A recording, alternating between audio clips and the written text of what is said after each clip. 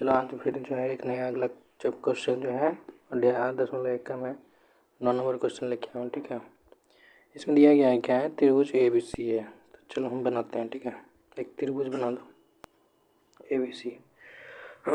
ठीक है, और उसमें क्या है, कौन बी आपका समकोण है, ये आपका हो गया बी।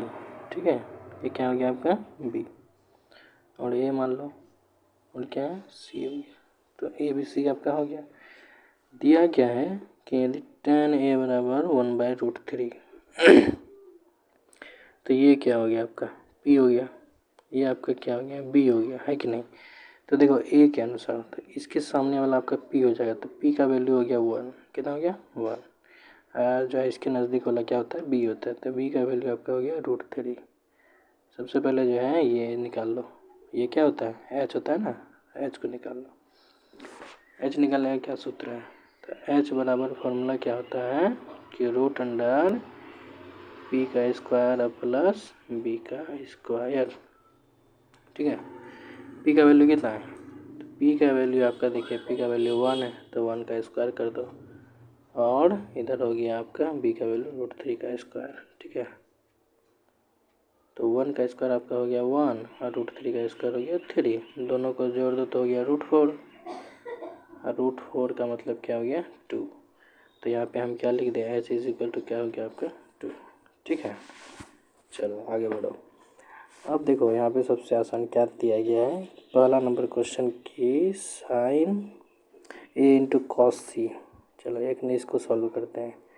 साइन a, अब जरा ध्यान से देखो, साइन ए के अनुसार एंगल, ये जो ए एंगल है, ये एंगल इसके अनुसार देखो p बटे एच होता है, तो p क्या हो गया बी सी या बटा ए सी, है ना। तो यहाँ से हम जो है क्या लिख सकते हैं बताओ, बी सी बटे ए सी, है कि नहीं, लिख सकते हैं कि नहीं, आराम से लिख सकते हैं इनटू। अब देखो सी के अनुसार, देखो कॉस सी के अनुसार जहाँ से ध्यान दो, सी एंगल, इस एंगल के सामने वाला जो ये आपका, तो इसके सामने वाला पी होता है। याद है, हमेशा याद रखना कि जो है जिस जो भी कोण दिया गया है उसके सामने वाला उसका पी होगा, पी भुजा होगा, परपेंडिकुलर होगा, हिंदी में उसको लंब कहते हैं। ठीक है, तो यहाँ से कॉस क्या होता है बी बटा एच, क्या होता है बी बटा एच। तो यहाँ से देखो बी सी हो जाएगा, है कि नहीं, और एच क्या है आपका ए सी। ठीक है, प्लस अब बताओ कॉस ए के अनुसार लेंगे, तो यहाँ पे क्या हो गया ए बी बटे एच, तो ए सी हो गया, इंटू साइन सी, इसके अनुसार अब सी लेना, तो सी, अब बताओ इसके अनुसार ये पी हो गया, तो पी क्या हो गया आपका एक बी और ए सी, है कि नहीं, बढ़िया नहीं है, बढ़िया। आगे देखो, अब बी सी का वैल्यू कितना है, तो बी सी का वैल्यू 1 है, ए सी का वैल्यू 2 है, बी सी का वैल्यू कितना है 1, ए सी का वैल्यू 2 है। अब ए बी का वैल्यू कितना हो गया √3, ए सी का वैल्यू 2, इधर भी हो गया √3, इधर हो गया 2। अब इसको सीधा सीधा गुना करो, 1 इंटू 1 1, 2 इंटू 2 4, प्लस √3 इंटू √3 क्या होता है 3, 2 इंटू 2 है ना, 2 इंटू 2 कितना हो गया 4। अब इसका एलसीएम ले लो, 3 और 1 कितना हो गया 4, 4:4 दैट इज़ 1। तो पहला नंबर का आंसर कितना हो गया आपका 1। ठीक है, तो इसका जो है ये वाला जो आपका क्वेश्चन दिया गया है, तो ये वाला का वैल्यू कितना हो गया, ये वाला का जो वैल्यू आपका कितना हो गया आपका 1। ठीक है, कोई दिक्कत समझ में आया। ठीक है, आगे बढ़े, चलो तो इसको छाप लेना। अब आगे बढ़ते हैं। ठीक, अब आगे बढ़ते हैं दूसरा क्वेश्चन को लेके। ठीक है, चलो देखो,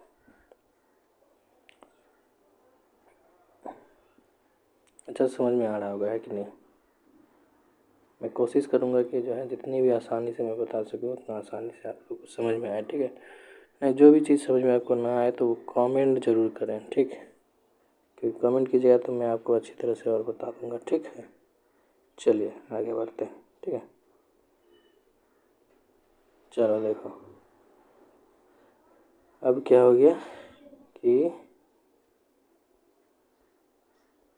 चलो दूसरा नंबर क्वेश्चन क्या है, cos A into cos C minus sign A into sine सी।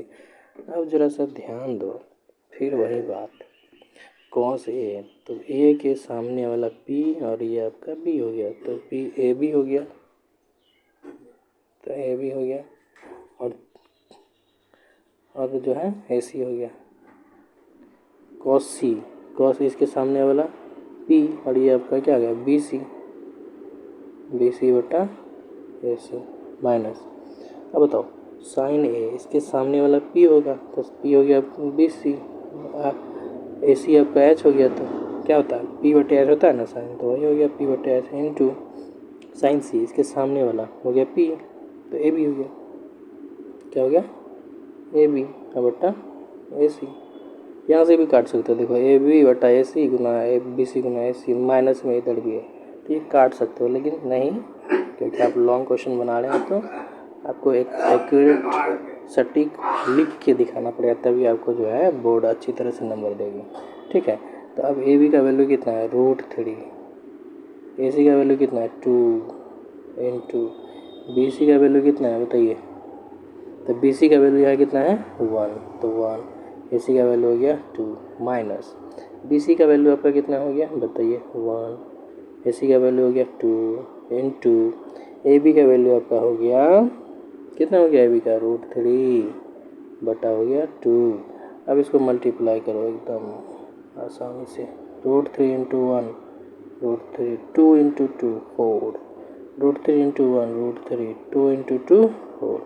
अब इसको काट सकते हो, ये आपका हो गया प्लस में, ये आपका हो गया माइनस में, तो ये आप काट दीजिए, तो कितना हो गया 0, तो इसका आंसर कितना हो गया 0। समझ में आया? तो ना ये रहा आपका 9 नंबर का क्वेश्चन। तो 9 नंबर का क्वेश्चन जो है ये आपको अच्छी तरह से समझ में आ गया होगा। ठीक है, चलो कोई दिक्कत नहीं होना चाहिए। ठीक है, चलो आगे बढ़ते हैं। ठीक है, ये हो गया आपका 9 नंबर क्वेश्चन। ठीक, चलो आगे बढ़ते हैं। छाप लिया, चलो आगे बढ़ते हैं इसको। चलो ये आपका हो गया 10 नंबर क्वेश्चन। ठीक है, 10 नंबर क्वेश्चन क्या करता है, त्रिभुज पी क्यू आर है। सबसे पहले जो गाढ़ा है वो काम कर दो, वो क्या कर दो, वो काम कर दो। इसका कौन क्यू समकोण है, ये आपका क्यू हो गया, पी क्यू आर है तो पी क्यू आर ले लीजिए, कोई दिक्कत नहीं होना चाहिए। रुक जाओ थोड़ा सा, यह क्यों नहीं होगा आपका, ये आपका आर हो गया। ठीक है, चलो अब जरा सा ध्यान दो, क्वेश्चन में ध्यान दो कि क्वेश्चन क्या कह रहा है। पी क्यू का वैल्यू दिया गया है, पी क्यू का वैल्यू दिया गया है, पी क्यू का वैल्यू कितना है, तो पी क्यू आपका ये 5 है, कितना है 5 है, बढ़िया से ले देते रुक जाओ। पी क्यू का वैल्यू कितना हो गया 5। ठीक है, अब जरा सा देखो, पी क्यू आपका 5 हो गया, और ये जो है P R plus Q R, P R plus Q R आपका कितना है 25। इसका मतलब ये दोनों का जो जोड़ होगा पी आर और क्यू आर, ये दोनों का जोड़ कितना होना चाहिए 25 होना चाहिए। कितना होना चाहिए 25 होना चाहिए। लेकिन क्या हमें पता है, अभी नहीं पता है। तो नहीं पता है तो हम पहले तो निकालना पड़ेगा, तो निकालना पड़ेगा। तो यहाँ से हम पी आर, एक काम करो मान लो, क्या कर लो, माना कि क्या करो पी आर बराबर एक्स मान लो।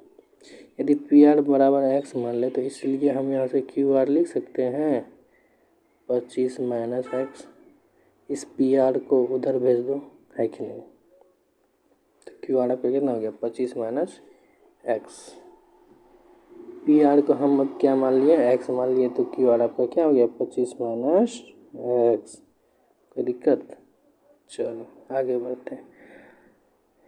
अब एक काम देखो, यहाँ जरा ध्यान से देखो, त्रिभुज जो है पी क्यू आर एक क्या है समकोण त्रिभुज है, समकोण है क्या है, इसीलिए जो है यहाँ से हम ये लिख सकते हैं कि जो है पी आर का स्क्वायर बराबर जाओ, पी आर का स्क्वायर बराबर क्या हो जाएगा, पी आर का स्क्वायर बराबर क्या हो जाएगा, क्यू आर का स्क्वायर प्लस पी क्यू का स्क्वायर। क्यों, पाइथागोरस थ्योरम, पाइथागोरस प्रमेय से, है कि नहीं, किस प्रमेय से, पाइथागोरस प्रमेय से। ठीक है, अब बताओ पी आर को हम क्या माने हैं, तो एक्स माने, तो एक्स का स्क्वायर हो गया, क्यू आर क्या लिखेंगे तो 25 माइनस एक्स, तो यहाँ पे लिख दो 25 माइनस एक्स का स्क्वायर प्लस क्यू आर है 5, तो 5 का स्क्वायर। क्या कोई दिक्कत नहीं, आगे बढ़ते हैं, सॉल्व करो जरा, एक्स का वैल्यू निकालते हैं हम लोग। इसको ए माइनस बी का होल स्क्वायर लगाओ, ए माइनस बी का whole square, A square means 25 का स्क्वायर, तो कितना हो गया 625 plus X square minus 2 into A B, तो 2 इंटू ए हो गया 25, अब बी हो गया एक्स, तो कितना हो गया 25 दूनी 50, तो आपका हो गया कितना 50 एक्स। ठीक है, कितना हो गया 50 एक्स, तो ये आप प्लस, अब 25 का स्क्वायर हो गया आपका कितना, 5 का स्क्वायर हो गया 25, है कि नहीं। अब बताओ यहाँ से ये दोनों कट जाएगा, अब यहाँ से क्या हो गया, देखो ध्यान से जरा सा 625 और 25 कितना हो गया 650, और ये माइनस जो है 50 एक्स को बाएं तरफ भेज दो, है कि नहीं। तो क्या करो, तो माइनस 50 एक्स को भेजोगे तो क्या होगा प्लस 50 एक्स बराबर कितना हो गया 650, यहाँ से कट जाएगा, है कि नहीं, 0 0 काट दो, 5 से 13 5 65, एक्स हो गया 13, 13, एक्स का वैल्यू आपका कितना हो गया 13। ठीक है, चलो आगे बढ़ते हैं, एक्स का मान तो हो गया आपका कितना 13, ठीक, 13 जो हो गया, अब क्या करोगे, चलो देखो ध्यान से, अब बताओ यहाँ पे जो है एक्स का वैल्यू हो गया 13, मतलब पी आर हो गया आपका 13, पी आर कितना हो गया 13, पी आर आपका यदि 13 हो गया तो क्यू आर कितना होगा, तो 25 में 13 माइनस कर दो, कितना हो गया 12, तो ये आपका कितना हो गया 12। ठीक है, कितना हो गया 12, ठीक, समझ में आया। चलो तो अब हमें क्या चाहिए, अब यहाँ से बताओ हमें, एक बार जो है हम फोटो बनाएंगे, ठीक है, फिर से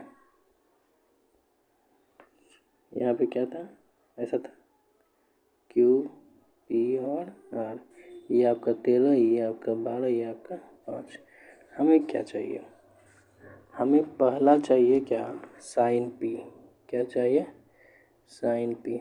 अब बताओ पी बराबर क्या होगा, इसके सामने वाला क्यू आर बटे पी आर, तो पी का वैल्यू आपका कितना, अब बताओ क्यू आर का वैल्यू आपका 12 हो गया, पी आर का वैल्यू 13 हो गया, उसके बाद क्या है, उसके बाद कॉस है, क्या है कॉस पी, कॉस पी आपका क्या होगा बताओ, कॉस पी है ना, तो यहीं से लेना है, पी क्या होता है बी बटा एच, तो बी आपका यहाँ पे क्या हो गया क्यू पी बटे पी आर, क्यू पी बटे पी आर हो गया। अब बताओ क्यू पी का वैल्यू कितना हो गया 5, और इसका वैल्यू आपका कितना हो गया 13, और बचा क्या, एक ठो और निकालना था, तो 10 भी निकालना था, 10 पी, तो इसके सामने वाला पी होता है, तो क्यू आर बटे क्या होगा क्यू पी, है कि नहीं। क्यू आर का वैल्यू आ गया आपका 12, इधर हो गया 5, तो यही तीनों तो आपको निकालना था, है कि नहीं, तो ये तीनों आपका हो गया आंसर। समझ में आया, आ गया होगा समझ में, है कि नहीं, कोई दिक्कत, चलो कोई दिक्कत नहीं। अब एक क्वेश्चन और इस चैप्टर का 8.1 का एक क्वेश्चन 11 नंबर बचा है, वो मैं इसी वीडियो में मैं ख़त्म कर रहा हूँ, ठीक है, तब तक के लिए बने रहिए। अभी इसके बाद चलिए तब तक छाप लीजिए, आगे बढ़ते हैं, ठीक है, चलिए, मज़ा आ गया होगा, मज़ा आता होगा, है कि नहीं, चलिए आगे बढ़ते हैं, ठीक है। चलो ये क्वेश्चन है 11 नंबर, कहता है कि कि बताइए कि निम्नलिखित कथन कौन सा सत्य है, कौन सा असत्य है। तो देखो पहला क्वेश्चन क्या है कहता है tan a का मान सदैव 1 से कम होता है। tan a का मान सदैव 1 से कम होता है। तो देखो tan a का जो वैल्यू होता है, सबसे ध्यान से देखो, tan 0 डिग्री आपका कितना होता है, tan 0 डिग्री होता है 0। अब आगे बढ़ते हैं, tan 90 डिग्री कितना होता है, तो tan 90 डिग्री आपका जो है होता है कितना, अपरिभाषित। tan 90 डिग्री आपका कितना होता है, tan 90 डिग्री कितना होता है, अपरिभाषित। अब बताओ tan 45 कितना होता है, tan 45 कितना होता है, वो होता है 1। कितना होता है, 1। तो ये क्या हो गया, ये अपरिभाषित। और इसकी जैसे आगे बढ़ गया tan 60√3, तो मतलब 1 से अधिक है। तो ये यहाँ लेकिन क्वेश्चन में क्या करा, सदैव कम होता है, तो ये बात क्या हो गया, गलत है कि नहीं। फिर कहता है किस कोण ए के किसी मान के लिए sec a बराबर 12/5। अब देखो जरा सा, ये वाला ठीक है, समझ में आया। अब इसको देखो जरा सा ध्यान दो, sec a का मान, sec का फॉर्मूला क्या होता है पहले ये बताओ, sec का पहले फॉर्मूला क्या होता है, sec a का फॉर्मूला क्या होता है, h/b, h/b, ठीक है, h/b। देखो ध्यान से देखना, जब भी h का मान बड़ा रहे ना, h का मान यदि बड़ा रहे तो वो सही हो जाएगा। तो यार तो यहाँ पे देखो h का मान कितना है, 12/5 है ना, तो ये बात क्या हो जाएगा, सही हो जाएगी। अब तीसरा नंबर देखो, cos a कोण a के कोसेकेंट के लिए प्रयुक्त संक्षेप है, कोसेकेंट नहीं, तो ये बात गलत हो गया। गलत क्यों, क्योंकि जो है cos a का संक्षिप्त रूप होता है कोसाइन। क्या होता है, कोसाइन। ये तो आपको कोसेक का हो गया, ये किसका है, कोसेक का, ठीक है। आगे बढ़े, 4 नंबर देखो, 4 नंबर कहता है क्या कि cot a is equal to cot और a का गुणनफल होता है। cot a जो है cot इंटू a ऐसा नहीं होता है, ठीक है, क्योंकि ये तो अब मल्टीप्लाई में हो जाएगा, लेकिन इसमें त्रिकोणमिति में ये एंगल के नाम से ही इसका नामकरण होता है, ये बात याद रखना, ठीक है। एंगल रहेगा तभी इसको जो है त्रिकोणमिति में कहेंगे, अन्यथा त्रिकोणमिति में नहीं होगा, ठीक है, याद रहे। अगला फिर कहता है क्या, किसी भी कोण थीटा के लिए साइन थीटा बराबर, तो ये बात भी गलत हो गया, किसी थीटा के लिए साइन थीटा बराबर 4/3। अब बताओ साइन क्या होता है, p/h, h नीचे होना चाहिए, लेकिन नीचे जो है हम क्या बोले अभी, नीचे बड़ा होना चाहिए, लेकिन यहाँ पे जो है h हमेशा यहाँ पे छोटा है, तो ये बात भी आपका क्या हो गया, गलत हो गया, ठीक है। तो आशा करते हैं बच्चों आप लोग को ये क्वेश्चन, ये डाउट समझ में आ गया होगा, ठीक है। और ये 8.1 का चैप्टर ख़त्म हो गया। नेक्स्ट चैप्टर मैं बहुत ही जल्द लाऊंगा, तब तक के लिए धन्यवाद, थैंक यू। मैथ को प्रैक्टिस करते रहें, जितना आप प्रैक्टिस करेंगे उतना ही आपके लिए फ़ायदेमंद होगा, ठीक है। Thank you, love you all, bye bye.